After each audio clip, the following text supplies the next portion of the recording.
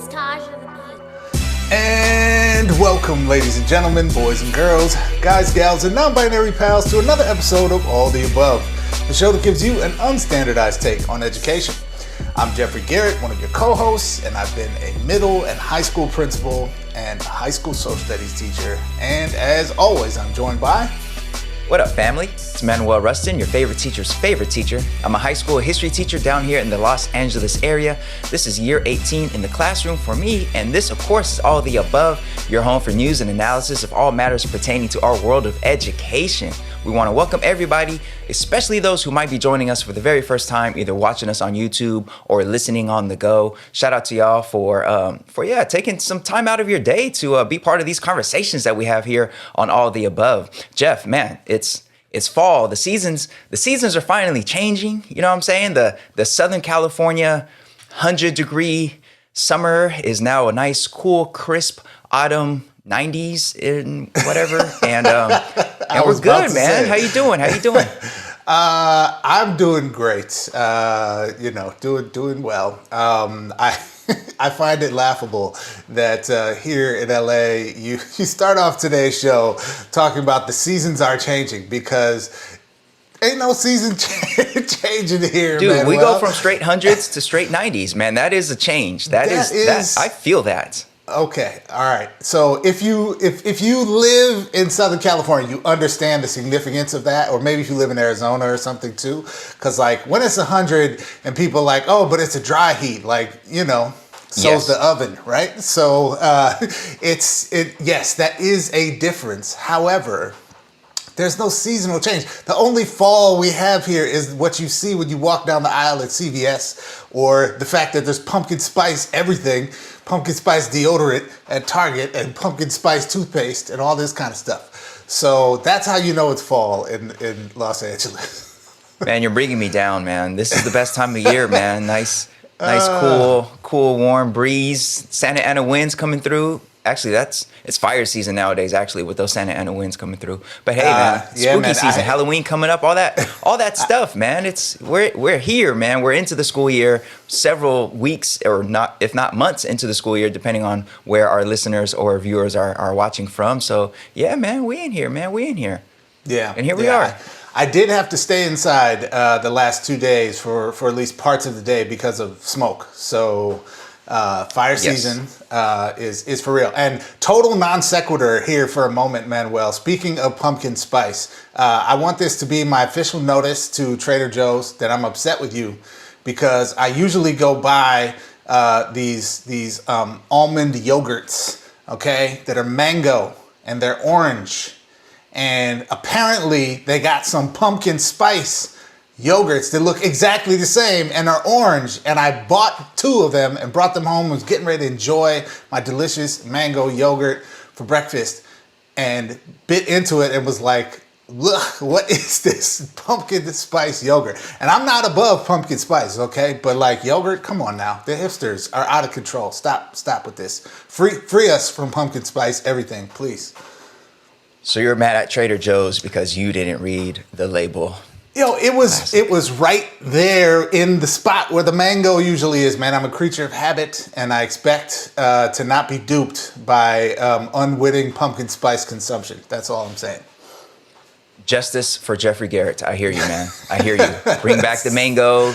Get that pumpkin spice up out of his reach. That's right. Let's get a hashtag going. Maybe a GoFundMe. Let's make this happen. Gotta do what we gotta do. Yeah. All right, but here we are on All the Above, another full episode, which means we definitely are going to have a super dope guest. So, Jeff, will you let us know what's on the agenda for today? Well, Manuel, as usual, we got a good one for everybody. And I am very excited because we have a guest coming on today who's going to help us dig into a topic that I think is like a phrase that gets thrown about, particularly in more progressive circles. And, it makes people feel good to say. And I don't say that, from any place of critique, but it's one of those phrases that we use, but maybe haven't necessarily unpacked the fullness of, that being decolonizing education. And today we have someone coming on the show, Carolyn Roberts, who is a professor at Simon Fraser University in British Columbia, up there in Canada. who is a noted speaker, teacher, educator, who's going to help us unpack this big question of how do we decolonize education, both in terms of the curriculum and in terms of how we engage in instructional practices in the classroom, and specifically through the lens of helping educators and students grapple with, understand, and engage, in responsible, respectful, humanizing ways with indigenous cultures in a country and a continent that has just a, undeniable history of conquest and colonization. So it's going to be a fascinating conversation. You definitely don't want to miss it. Sounds dope. Can't wait. But up first is our Do Now. Let's take a look at recent news and headlines in the world of education. That's coming up next. Stay tuned.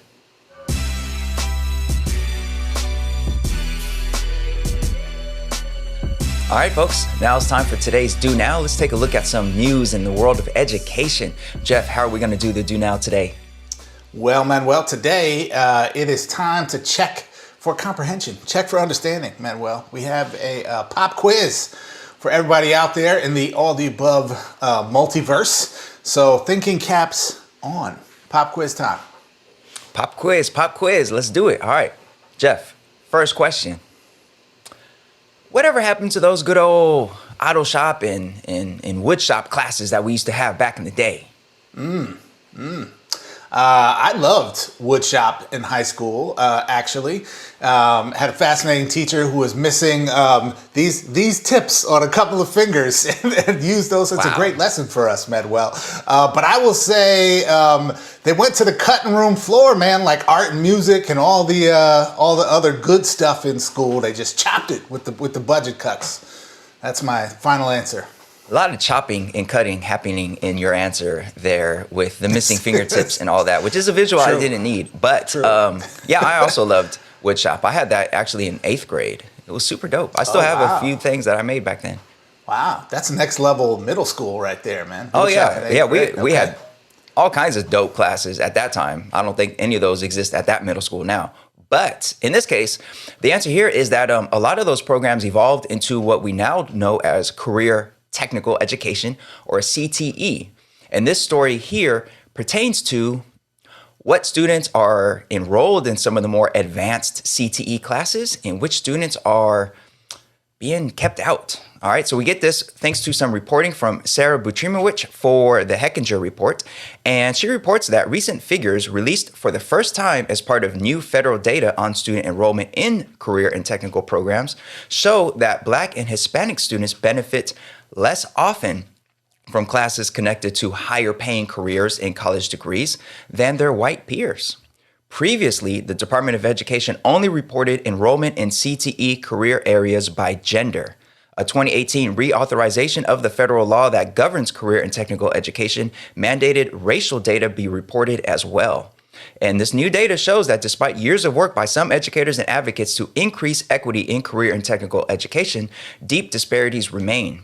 White students are more likely than Black and Hispanic students to take classes in fields such as manufacturing, information technology, and STEM, while Black students are more likely to take courses in hospitality and tourism.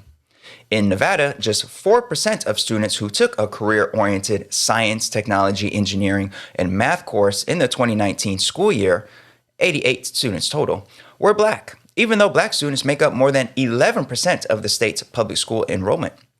In Alabama, only 16 Hispanic students, not 16%, but 16 students took more than one information technology class, and that represents less than 1% of all the students who took more than one class. Meanwhile, Hispanic students in Alabama accounted for 9% of the state's K-12 students.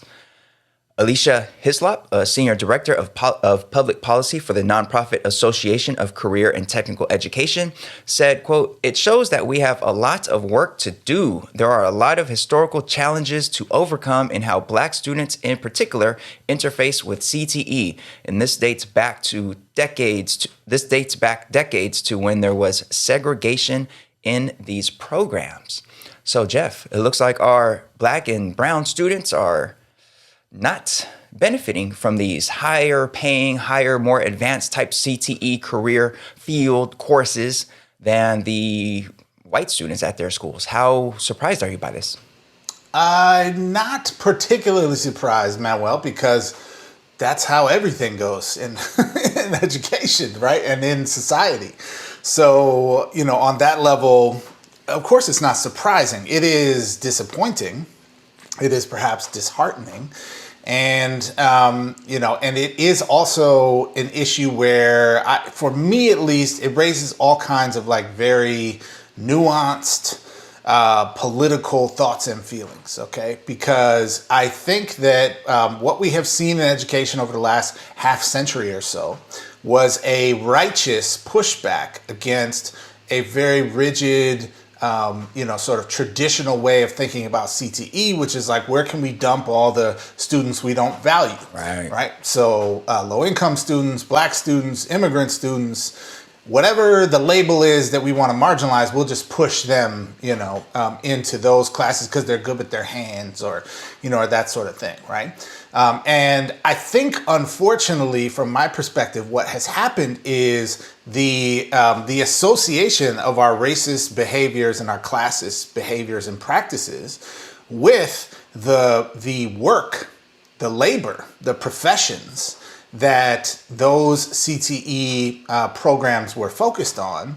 Some of the blame shifted from the practitioners of the racism to the field, right? To the like, oh, well, we can't be, teaching kids wood shop or plumbing or how to be an electrician or something like this, because that's actually what the oppression is, right? And so in its resurgence, what we've seen is CTE programs it's almost like the gentrification of CTE. And I'm not saying this because I have any problem with data science programs or IT programs or, kids learning just the new landscape of professions that exist, right? Not mad at that at all. But I am, what I'm sensing, Manuel, and I don't have a study to back this up, but just from my experience, for a long time in New York City, knowing and working with many schools that had CTE models or CTE programs, and also here in LA and a sprinkling of other places, is that we've seen this kind of gentrification of what CTE is. So now CTE programs are things that are requiring higher level liberal arts education, which is already the place where we are seeing the greatest equity gaps in our field, right?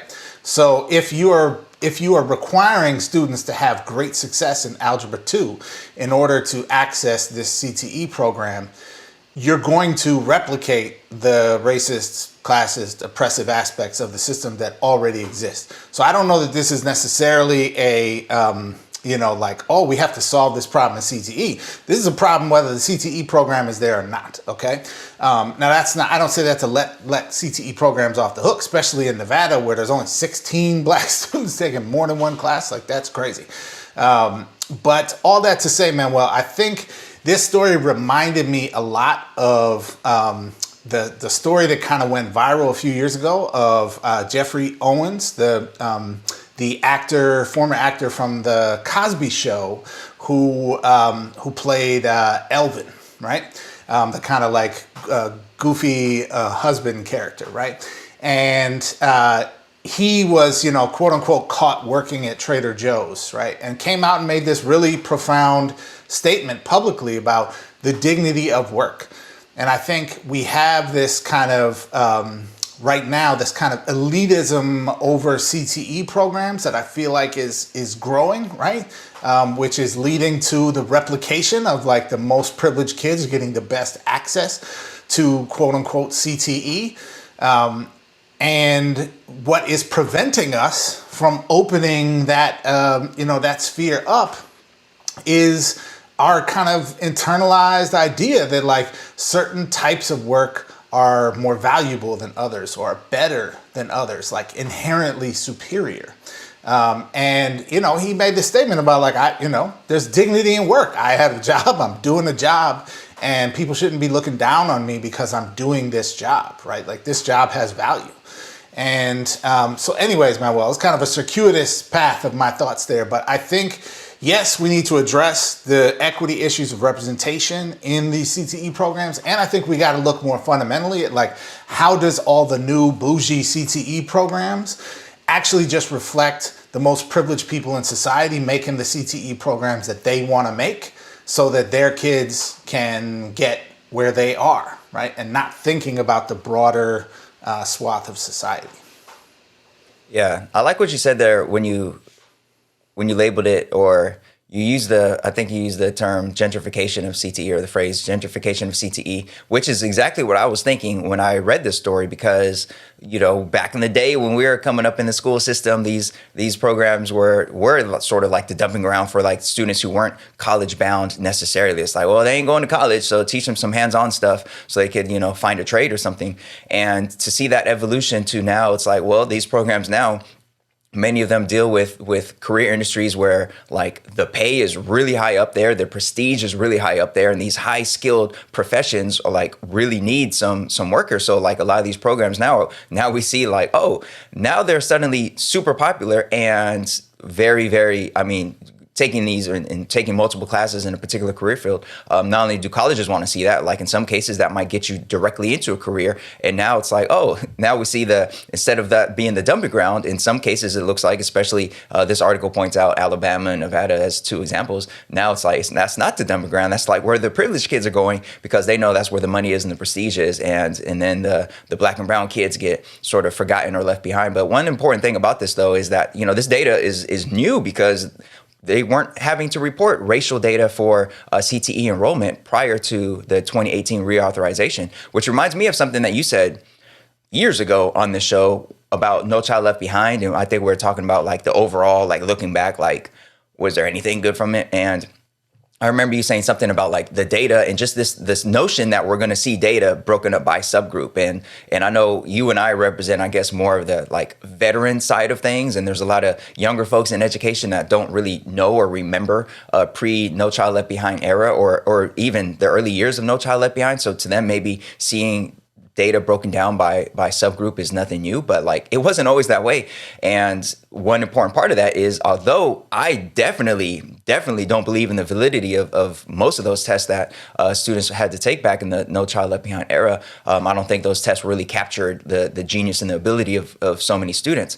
Still, there is something to be said about the disparities that we saw in subject after subject after subject, disparities along race, disparities along income. And now here we are with CTE, finally getting some data showing the racial breakdown of who's in these programs. And now we see those same disparities right there. And the article points out that we don't know yet why that's there. Maybe it's the prerequisites to be in some of these programs. Maybe it's going back to what you said about like, if you need Algebra 2 in order to be in this tech program, then right there, that's a gatekeeper. Then that's a mechanism that's continuing to marginalize particular groups. Or maybe it's, individual counselors in their bias or known or unknown and thinking like, oh, this kid, this kid might be good for hospitality. This kid, this kid here, however, maybe, good tech type student, maybe the selection or the guidance that they're offering students, just like we see with AP and honors classes, sometimes it comes down to the counselors and how they're interacting with kids. Or maybe it's something else. But in any case, it's definitely worth exploring.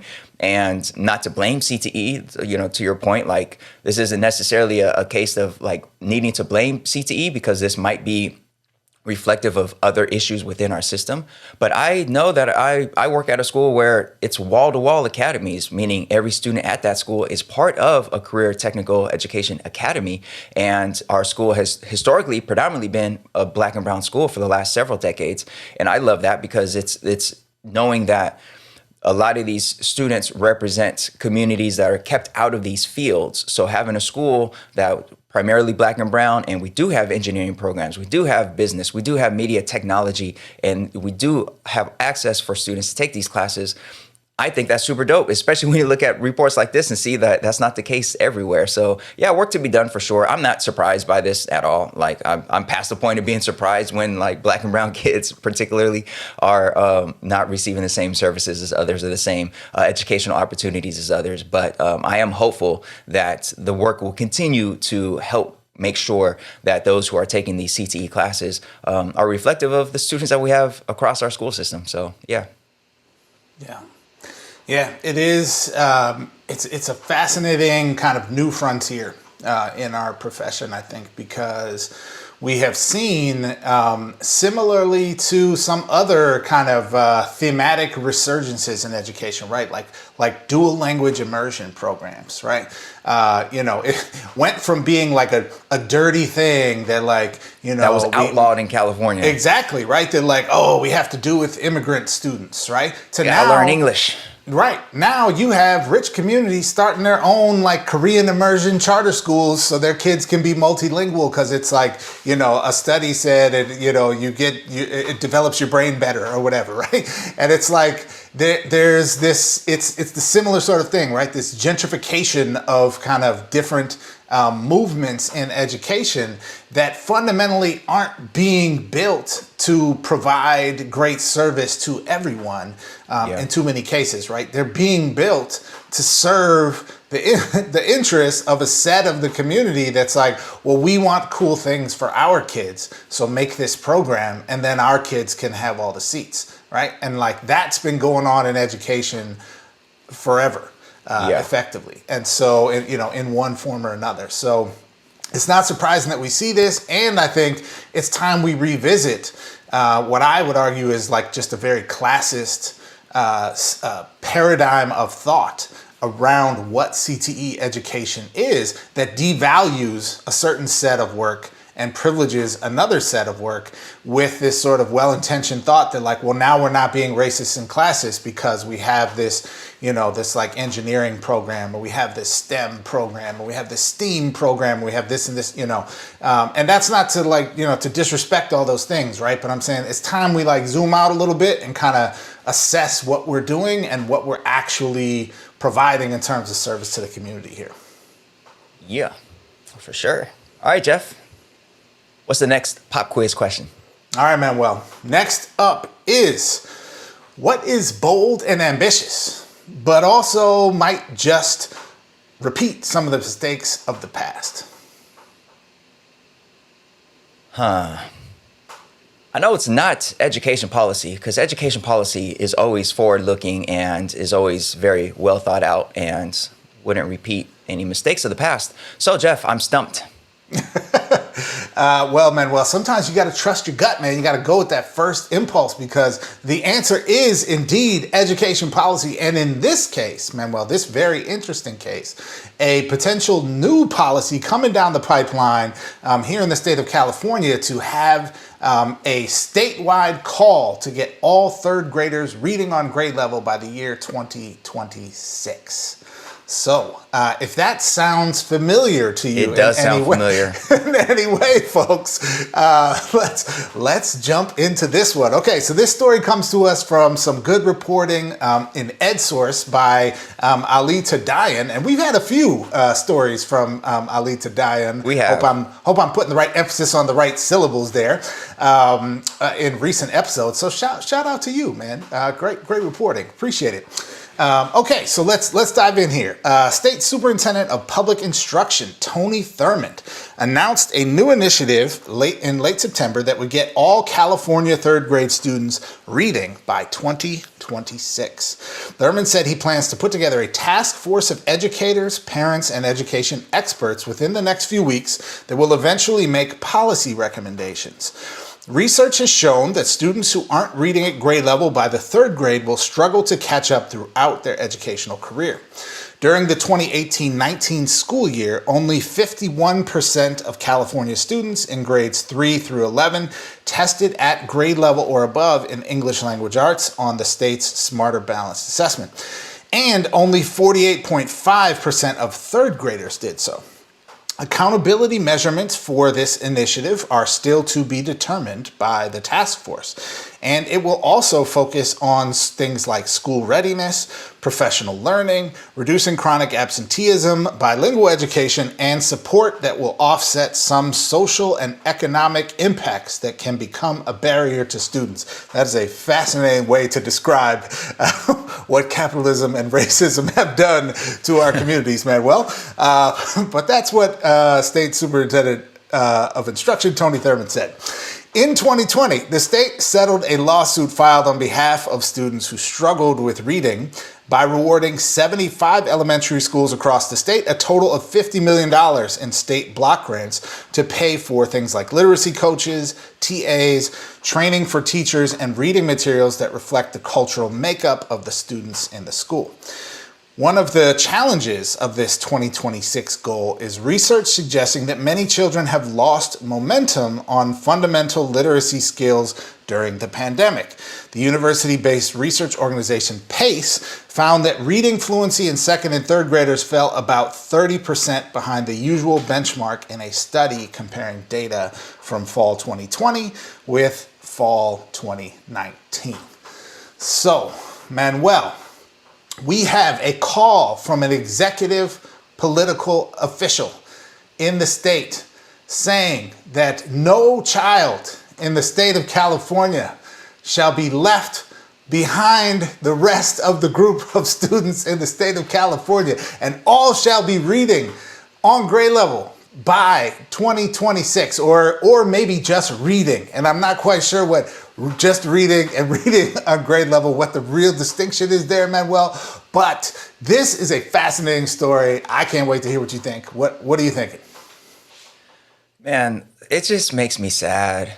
Honestly, the policy, what the state superintendent is aiming to do, that's not what makes me sad. What makes me sad is just that, like, I remember young, bright-eyed, bushy-tailed Rustin who entered the profession at a time when the president said, by this year, everybody's going to be proficient in all these different subjects. And I just remember those days, and I remember entering the profession, not being hopeful that that would work, but just being hopeful that, like, we would get somewhere. And I remember some of the first staff meetings I went to, and the veteran teachers were telling me, first year teacher, they're like, look, you don't have to pay too much attention because whatever they're talking about is going to come and it's going to go. And I remember the arrogance that I had at that time to think, what are they now? Like, they are so negative. How could they be so negative? Like, how are we ever going to improve the system with teachers who are so negative about things? And here I am, veteran teacher, hearing something that is like echoes to those No Child Left Behind days, that by this year we'll get all these students at this level on this test or whatever.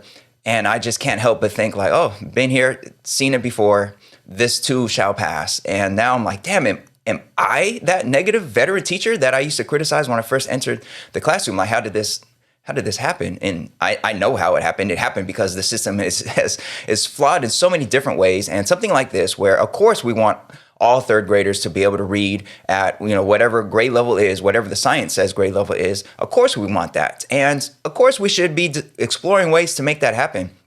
But when I hear task force, there's been so many task forces that have come and gone throughout education, throughout, our state government and others. And when I hear a particular year, like 2026, that's the year, it just makes me think, like, well, what happens when we get to 2026 and it didn't happen? Then what? And it just echoes to all the failures of No Child Left Behind. I like that this particular plan here does point out all these other factors outside of the school system that impact reading scores, because obviously, like, reading scores are impacted by all kinds of things, thanks to the racial capitalist system that we have. But yeah, it just makes me sad, man. It makes me sad. I'm like, okay, been here, done that, seen this before. I can't say I'm hopeful. I don't want to be negative. I don't want to be negative about this. But yeah, I mean, I guess I'm a bit cynical here because I've seen this before.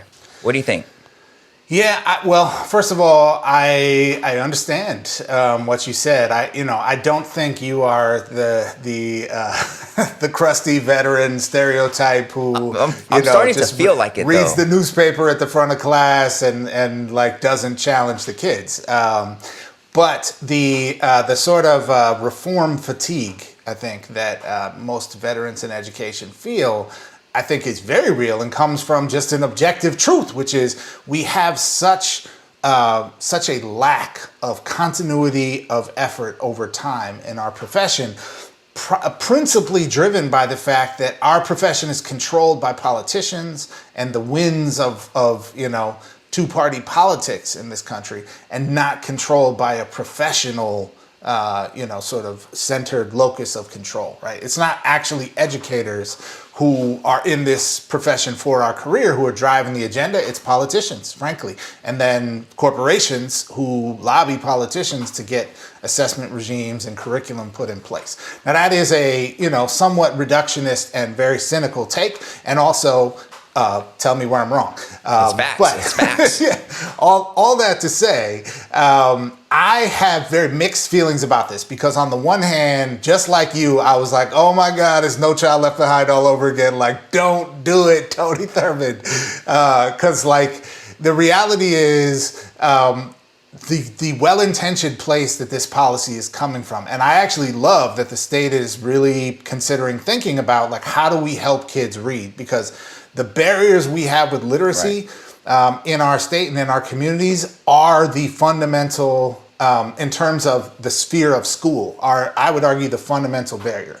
If you can read well, you can perform in any discipline, right? And once that barrier is overcome, then we're just running into things like, well, I don't really like physics, or, where's my motivation and my interest and that sort of thing.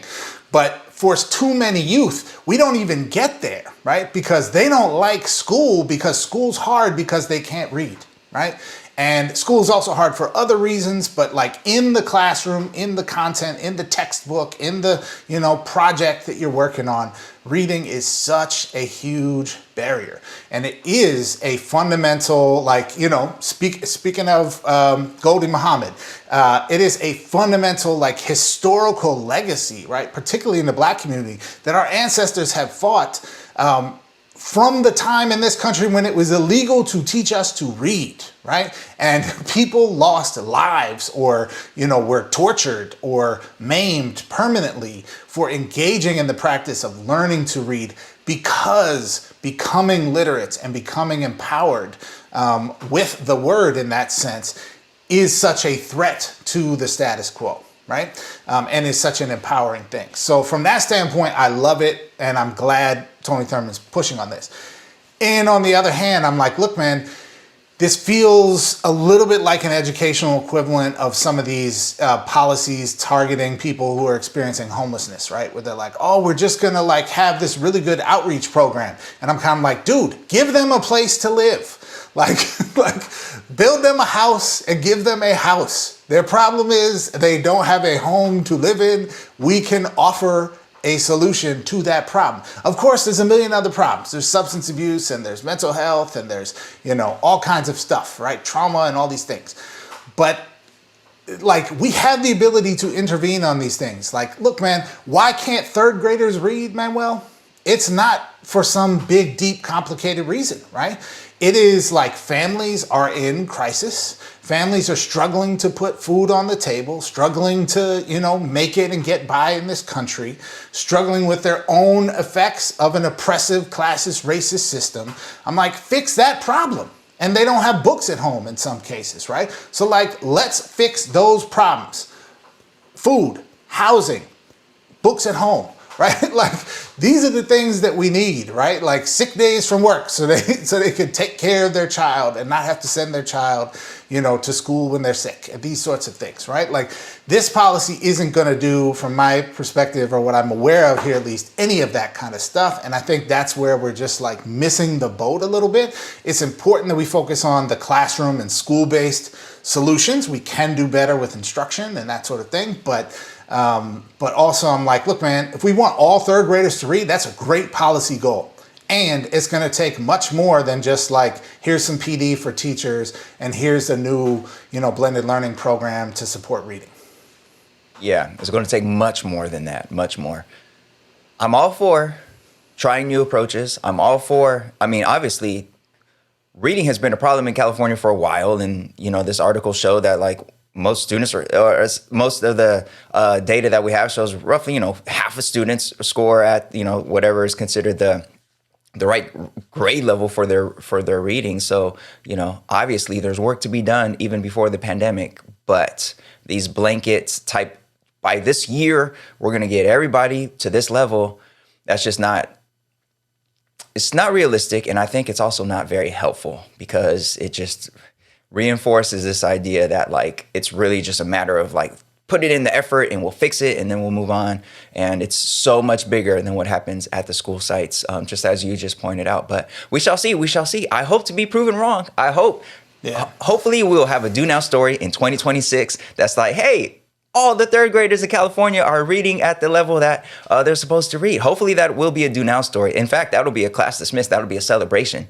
I hope so. 2026. We're damn near 2022. So 4 years from now, Jeff, we just got to keep the show going for 4 more years so we get to that story to celebrate the outcome of this plan. One last thought on this story, Manuel, is if Tony Thurmond does this well, I don't have a lot of confidence that the state legislature or any politician is going to support this. But the direction of accountability needs to be pointed up.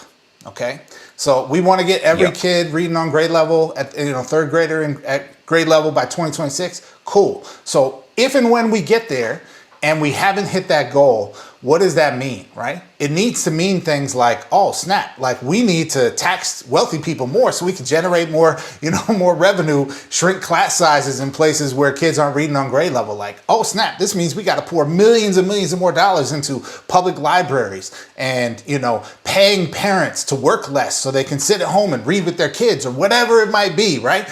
Like, that's the direction that we need from accountability. And I very much fear that what might happen in this is just a new regime of like, how deficient are the kids? And therefore, how deficient are the teachers? And now how can we shame them into being better? And I think we've tried that. It doesn't work. And we can do better. There we go. There we go, folks. That's it for today's pop quiz. Today's Do Now. Up next, super dope guest and super dope conversation about decolonizing education and decolonizing the classroom. That's in our seminar. Stay tuned.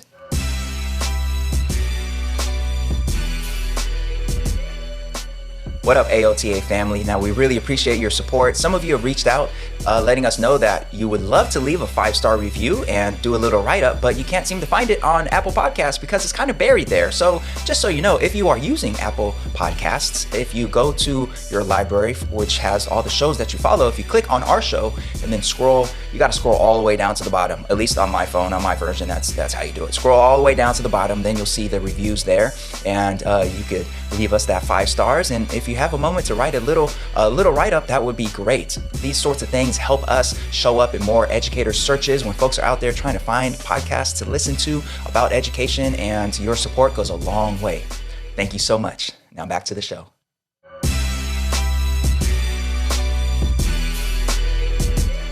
All right, folks, welcome to today's seminar. We are so excited to have you here with us today, and we have an incredible guest here with us to unpack, I would say, one of the meatier questions for all of us who are interested in issues of justice and liberation in education. That is how to decolonize our schools and the curriculum. And we have the fantastic Carolyn Roberts with us here today. Welcome, Carolyn, to All the Above. Thank you so much. I'm super excited to be here today. All right. Well, let me tell you a little bit more about Carolyn. Carolyn Roberts is an Indigenous academic working in the Faculty of Education at Simon Fraser University in British Columbia, Canada, where she is a faculty lecturer and Indigenous Pedagogies teaching fellow. Carolyn uses her voice to support Indigenous resurgence through education. She is a Coast Salish woman belonging to the Baker family from the Squamish Nation and the Kelly family from the Shiakton Nation. Carolyn has been an educator and administrator for over 20 years in the K-12 system. Her work is grounded in educating about Indigenous people and the decolonization of the education system. She works with pre-service teachers to help build their understandings of Indigenous history, education, and ancestral ways of knowing to create a brighter future for all Indigenous people and the 7 generations yet to come. Welcome again, Carolyn, to All the Above, and I'm going to kick it over to Manuel for our first question. Yeah. Decolonial dopeness in the building. Carolyn Roberts, thank you so much for taking time out to be here on All the Above. And the last time I saw you was at the Dismantling White Supremacy Conference that Joe Trust put on back in June. And I know you've taught about and spoken a lot about decolonizing our learning our learning experiences and decolonizing our curriculum, and the importance of removing the colonial disease from ourselves. So in this present historical context, what does it mean to decolonize in this way? Oh, such a good question. Yeah, well, our education system has been and always has been created with the Western colonial perspective and lens. So it's really colonized, and it sets us into these compartments and ways of thinking that everything is separate and everything is not working together as a cohesive whole, because we're separating out subjects, we're separating out children under age groups, right? And does it really mean that if you're 7 years old that, wow, all of a sudden you're a reader? It's not the case. All of our students and all of our children come into the system all at different levels and knowing and understanding. So when we try to separate them, as colonialism has done, it's about the severing of things. It divides us up, and the system is made and has been always created and made for white settlers to be successful in.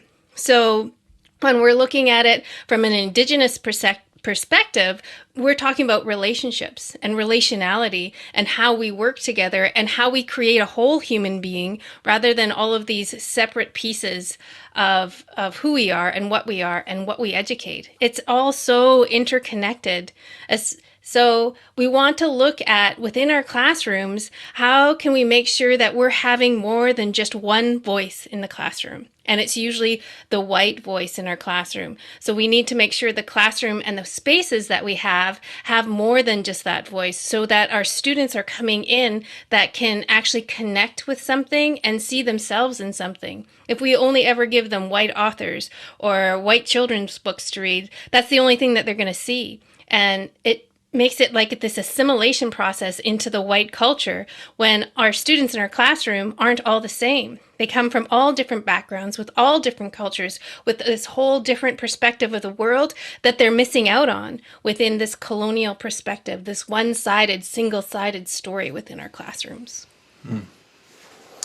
Yeah, I so appreciate what you're saying there, and you're really making me think a lot about some of the ways in which oftentimes when we talk about decolonizing education, I think sometimes we think mostly about, sort of representation or presence of diverse groups of people in the written curriculum in front of us. You're also pushing my thinking to go beyond just the presence of people, right, or different races, religions, genders, etc. in the curriculum, but also to kind of ways of knowing and thinking and understanding that are different across cultural or racial groups. And that is something that I'm not sure our schools have really, been able to tackle, as certainly, not here in the United States, at least.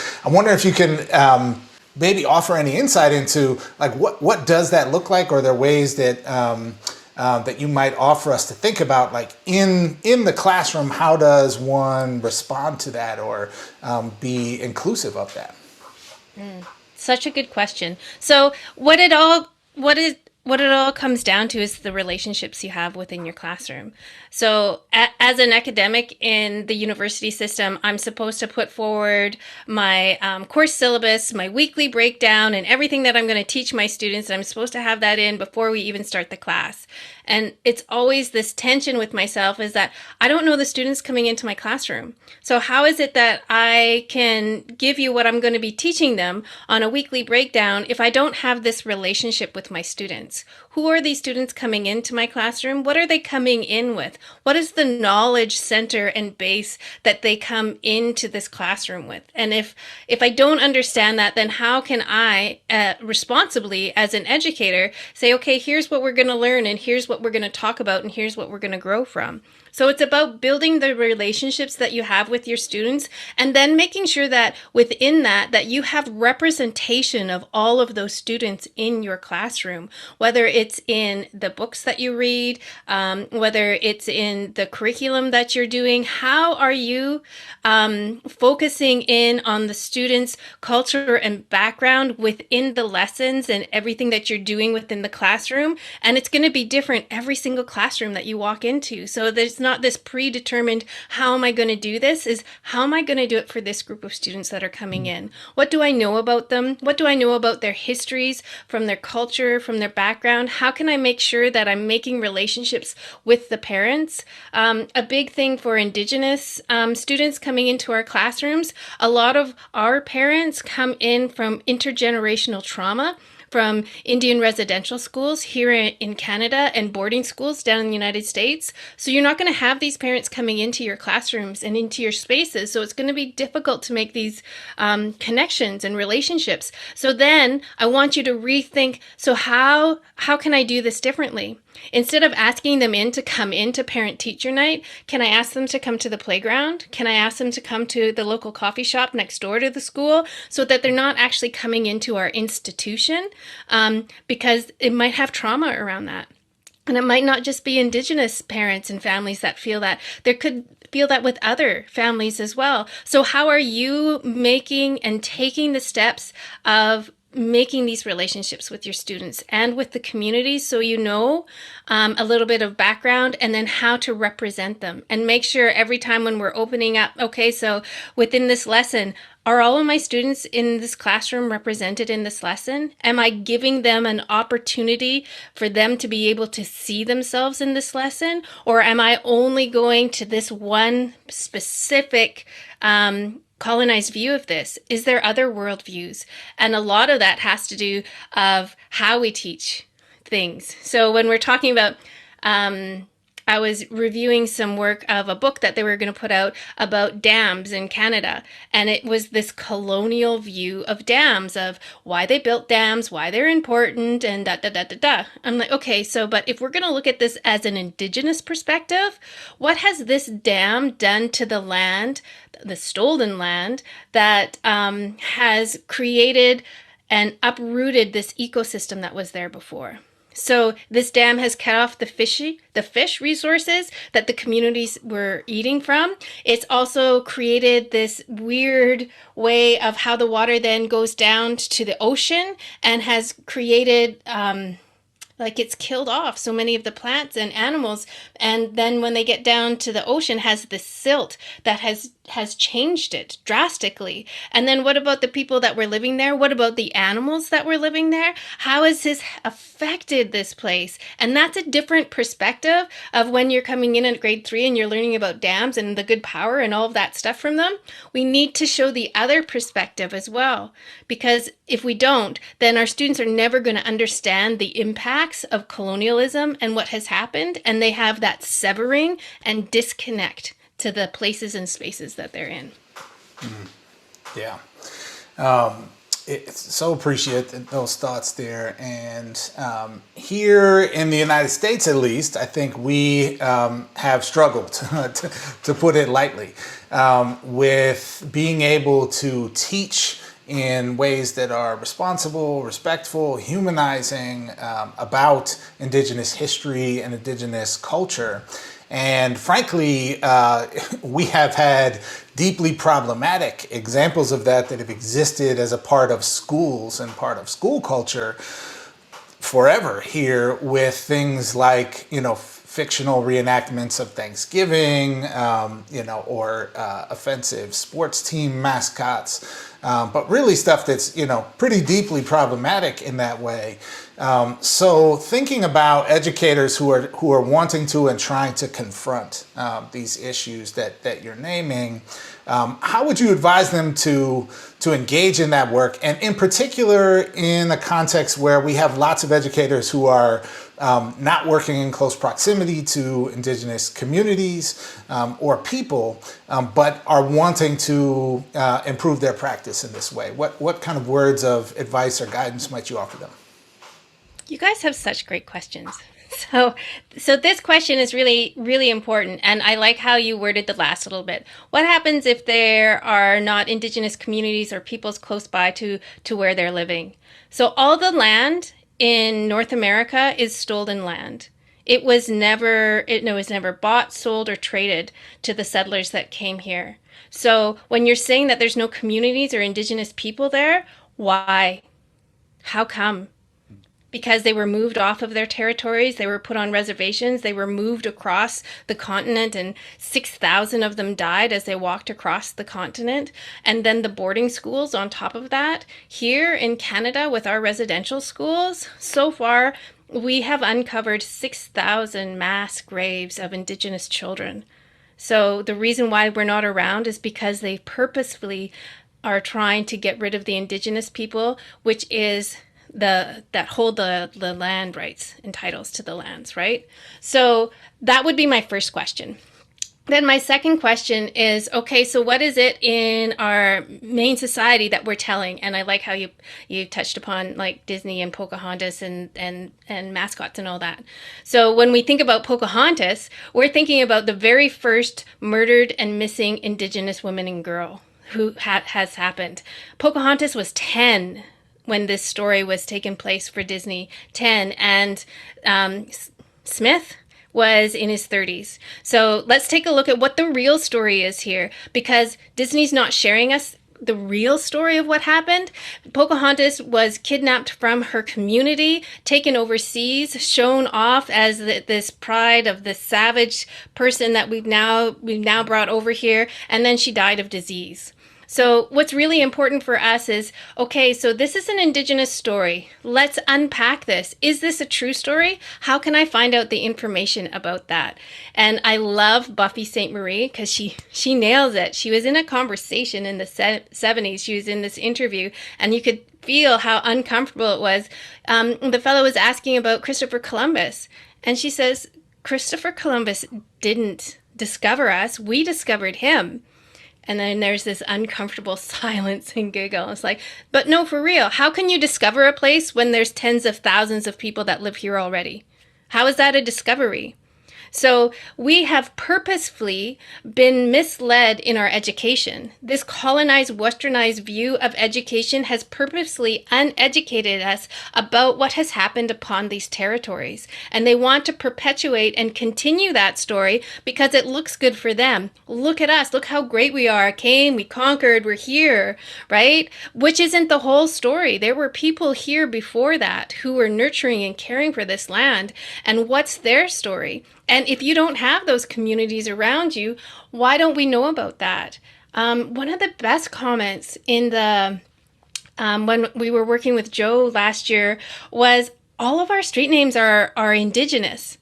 But then we don't have any Indigenous people here. What's with that? And I'm like, that's such a good question. It's our responsibility as educators to push against what's been shown to us and what's been taught to us, to question and to critically think about what we're teaching and why we're teaching it. Are we going to continue to perpetuate this colonized view of the world, or are we going to open up our classroom spaces to make sure that we hear more voices and more about what the history is? And it's really our roles to educate ourselves because the system has failed us. The system continues to fail Black, Indigenous, and people of color on a daily basis because that system doesn't reflect who we are. So it's our responsibility as educators to make sure that our children are at least getting the representation and the history of the people from where they're from. And I might have gone on a few tangents and not answered the full question.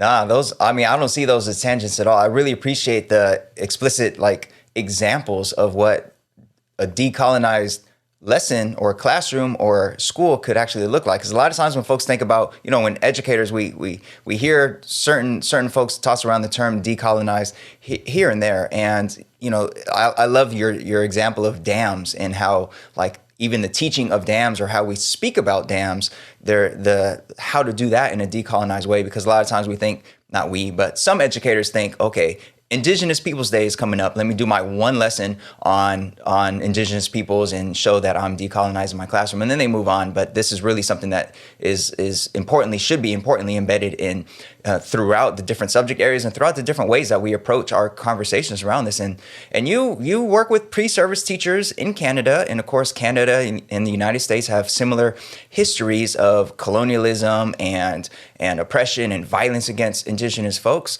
And we want to know, like, in your work with pre-service teachers in Canada, like, how are those teachers being prepared to be able to teach about Indigenous culture and history, and what lessons from how teachers are being prepared in Canada might we benefit from here in the United States in preparing our next generation of teachers to enter the classroom?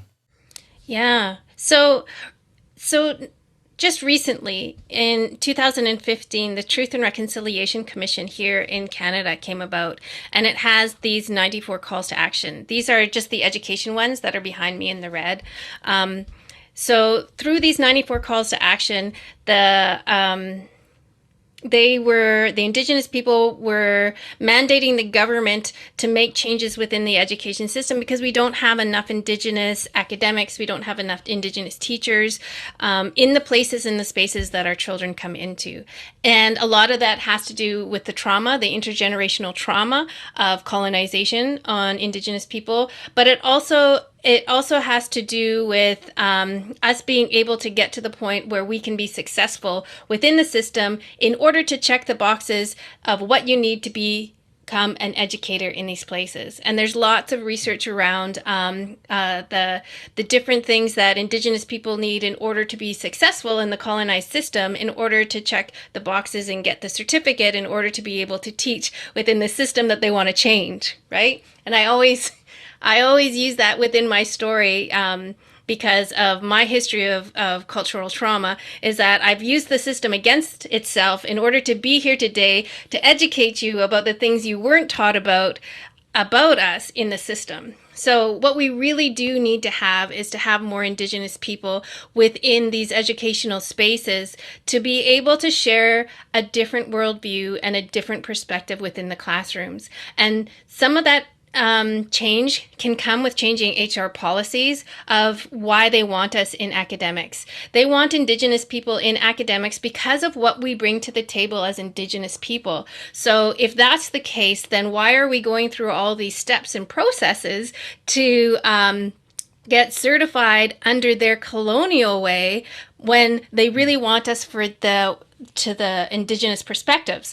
So like there's this tension of they want the Indigenous part of you, but they still want to colonize you before you come in to bring your Indigenous perspective into these places. So it's kind of like this constant state of tension.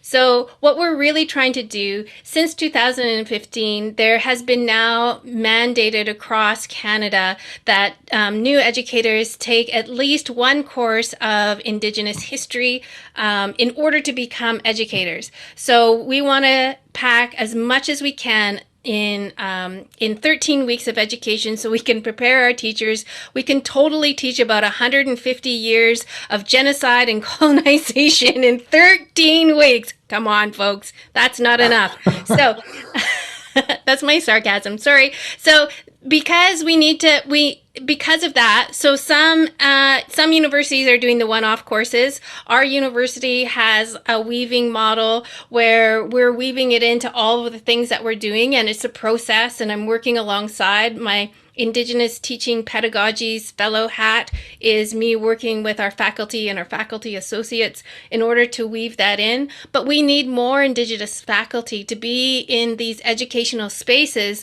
to help shift the gaze of colonialism and shift the worldview in order to see that there's different ways that we can educate. All right, Carolyn, for our last question today, we wanted to ask you actually about something that we read, something you said in kind conjunction with an event that we had an opportunity to appear at together back in June, which was the Dismantling White Supremacy Culture Conference. And in an interview for that conference, you said the following: using academic achievement and graduation rates as the only method to measure success perpetuates the racist belief that BIPOC students are less than smart, less than brilliant, less than period. And I'm wondering, those are powerful, provocative words. I'm wondering if you can share some of your thinking with us about how you kind of negotiate the tension between needing to equip students, particularly students who are coming from the most marginalized communities in our society, to be successful on those metrics in order to survive in this context, but also to overcome the oppressive context with which they are grappling. I'm wondering if you can share your thoughts on that. Yeah, I think we need to be really critically clear about the system itself is broken, and it's not made for success for everybody. It's made success for white middle class students to achieve and move forward, and then go on to make sure that we have white middle class people in the places and spaces that are making all these governmental decisions and policies and all of that stuff. So when we're talking about using the graduation rates, it's just really a featureless number. Like, it's just a number, right? So let's say for here in British Columbia, when I see a school district saying, oh, well, our graduation rates for Indigenous students is up 2% this year from last year. That's fantastic. And I'm like, oh yeah, great. Our Indigenous students are getting more assimilated every year as we go. Yay. That's not a win for us.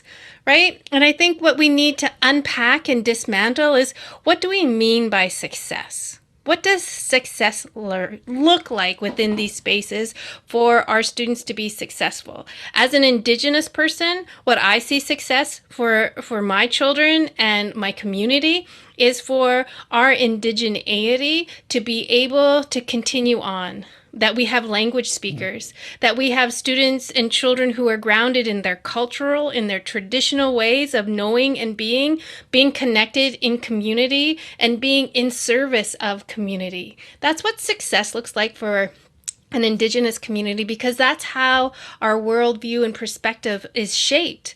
A lot of the tensions going into teacher education programs is the wording within the programs, because there's volunteer hours that's requested of you to get in, but when we're in community, we're in service to community. That's not volunteer, that's your responsibility. So even by the ways of wording things in order to be getting into these places needs to shift and change. So we really need to dismantle what we mean by success.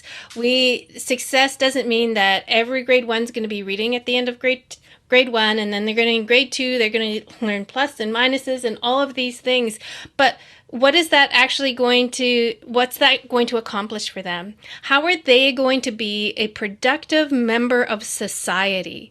And I think that's how we should be measuring how our students are doing. And not, again, so the colonial system likes to separate us out. Here in Canada, we have the majority of the population, Indigenous students, and then students with exceptionalities.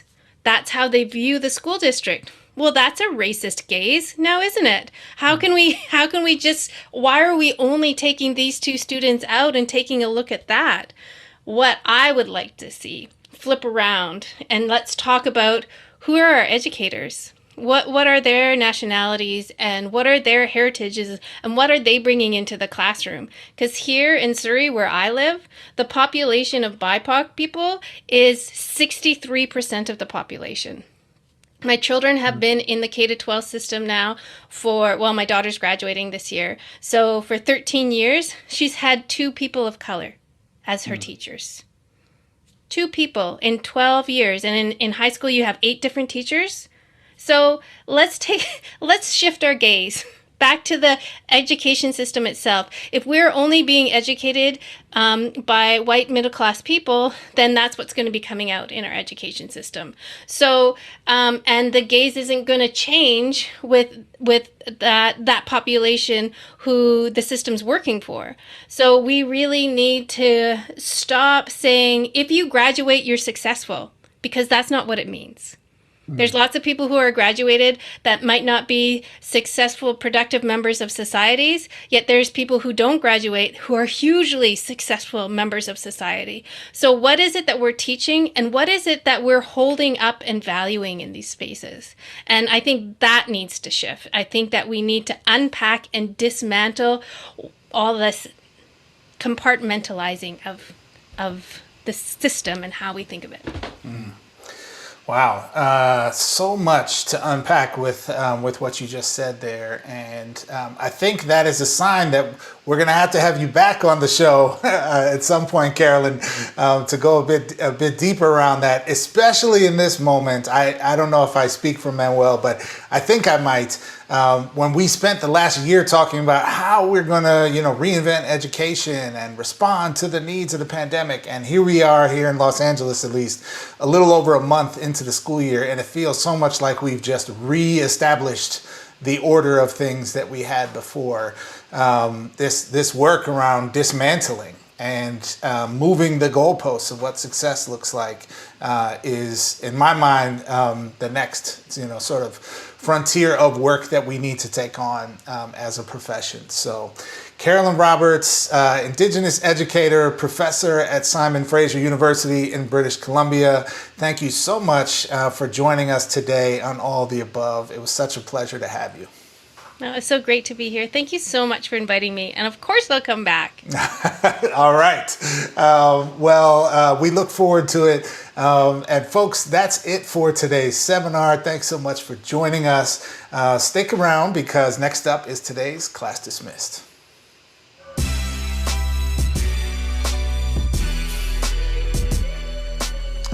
All right, folks, it is time for today's Class Dismissed, where we like to pause for a moment and give some props, some love, some flowers to people doing great things in the world of education. And we just have a wonderful story today in the spirit of the seminar discussion we just had, thinking about what it means to decolonize education. Well, today's Class Dismissed is maybe a very concrete example of one way that can happen.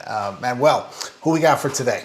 Yeah, this story is really interesting because it kind of brings together a lot of components of things that we mentioned earlier in this episode. So for one, we get the story from Ali Tadayan from EdSource. And of course, it was his reporting that brought us the story about the state superintendent's plan to get all third graders reading by 2026. And that state superintendent, his children went to this school that's at the heart of this story. So it's kind of like everything coming together. So this was Juan Crespi Middle School. And several months ago, we reported about a project that a teacher initiated with her students around the name Juan Crespi Middle School, because during the year of distance learning, a course that came after the summer 2020 Reckoning for Racial Justice, and students at Juan Crespi Middle School wondered if the name of their school, if their school was named after a racist or an oppressor. And the teacher engaged those students in a project to research the person whom their school is named after. Students learned that Juan Crespi was a Spanish missionary whose expeditions were a very major part of the brutal colonization, the brutal oppression of Native peoples in California specifically. And students decided, like, we don't want to be named after him because he sounds like a racist who would not see us as full genius little humans that we are. So they initiated the move to get the name changed. They went to the school board, presented and all that stuff. The school board agreed and voted, yes, let's get rid of that oppressor's name and name the school after a local hero, Betty Reed Solskin. And just a couple days ago, Betty Reed Solskin, who's the oldest national park ranger in the United States, she just celebrated her 100th birthday, and she is a real pioneer when it comes to not just civil rights and inclusivity, but like the national park system. And she was at the ceremony where the name of the school got changed from Juan Crespi Middle School to Suskin Middle School. She was there on her birthday for this ceremony where the state superintendent was there to speak and honor her and cut the ribbon on the new name of the school. And it's just such a beautiful coming together of so many things, of the decolonization part of what we discussed today, the celebration of marginalized voices from the past who don't get their flowers until they're gone. And here she is, able to actually be there when they rename the school after her. Just super dope all around, super dope. So shout out to her, shout out to the students who were part of this project, shout out to the teacher who made space for this type of learning activity for the students, and shout out to Ali Tadayan at EdSource for reporting on this and bringing it to our attention. Indeed. I will co-sign on all that, Manuel. And one of the things about this story that actually just warmed my heart a little bit is I was doing a little digging around about Betty Reed Soskin online, and she is also this week featured in a piece on NPR where, they did a short interview with her. So definitely head over there if you want to maybe get to hear from her in her own words. But part of the conversation asked her about Rosie the Riveter, because she works at this Rosie the Riveter visitor center monument place. Sorry, there's a better word for it than that. But that's where she serves as a park ranger. And she said her feelings about Rosie the Riveter are kind of controversial, because she's always seen Rosie the Riveter as as like a white woman's story of that time and era. And so just imagining this woman who, has been a pioneer and a trailblazer in the world of being a park ranger, also, navigating her life and her journey in this country, through the troubled waters of racism, right? And being able to, kind of offer that critical perspective, I just think is great. And imagine now kids looking up, who's our school named after? And they read that and they're like, what does that mean? Rosie the Riveter was a white woman's story of World War II. Think about how different that is than looking up Juan Crespi's old colonizer self and, how he helped support a genocide. Okay. So love it. Wonderful news coming out of the Bay Area, and props to you, Betty Reed Soskin, 100 years old and a few days now. Dope. I do have a Rosie the Riveter poster in my classroom, and now I'm thinking, I wonder if I could find a Betty Reed Soskin poster or some kind of image, something to put right next to that, perhaps. Maybe with that quote of what she said about Rosie the Riveter. So yeah, shout out to Betty Reed Soskin and the students and everybody involved. Super dope story. But that about does it for today's episode, folks. Thank you for joining us, and thank you for listening all the way to the end. Look at you, still following us all the way at the end of this, lengthy but super dope, hopefully you agree, episode. So again, all of our previous episodes, aotashow.com. Links to all the stories we've discussed right underneath this video or this podcast, if that's how you're listening or how you're following our episode today. And stay dope, folks. We love y'all. See y'all next time.